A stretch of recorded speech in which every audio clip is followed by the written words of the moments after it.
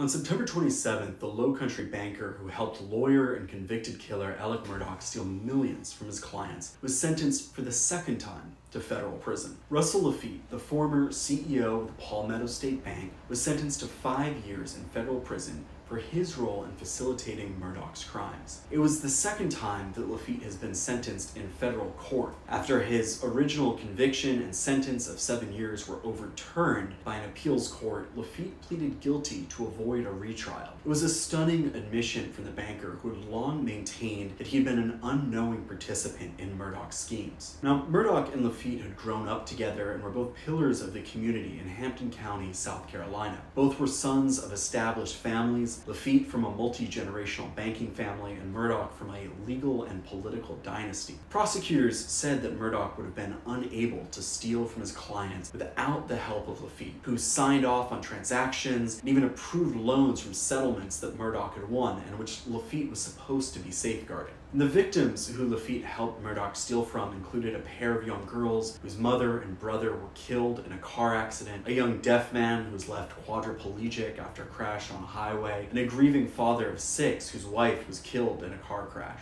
United States District Court Judge Richard Gergel, who sentenced Laffitte, noted that the banker had lived a law-abiding life until he got, quote, entangled with Murdaugh. And that's something we've seen more than once in this saga. Murdaugh's ability to play on friendship or greed of those around him to participate in his criminal schemes. On September 26, Laffitte also pleaded guilty to charges for many of the same actions. He will likely be sentenced to 8 years that will run concurrently with his federal sentence. And factoring in time served, Laffitte could be out of prison as early as May 2027. As part of the federal and state plea deals, Laffitte has paid $3.55 million in restitution. In order to raise this sum, he was forced to sell off his shares in the Palmetto State Bank, the bank that his family founded. Now, while Laffitte is still awaiting sentencing on his state charges, it is a step closer to the end of this chapter of the Murdaugh story. My name is Ted Clifford, and I'm a reporter with the state newspaper in Columbia, South Carolina. And for more coverage of the crimes of Alex Murdaugh and the stories from South Carolina, follow our reporting at thestate.com.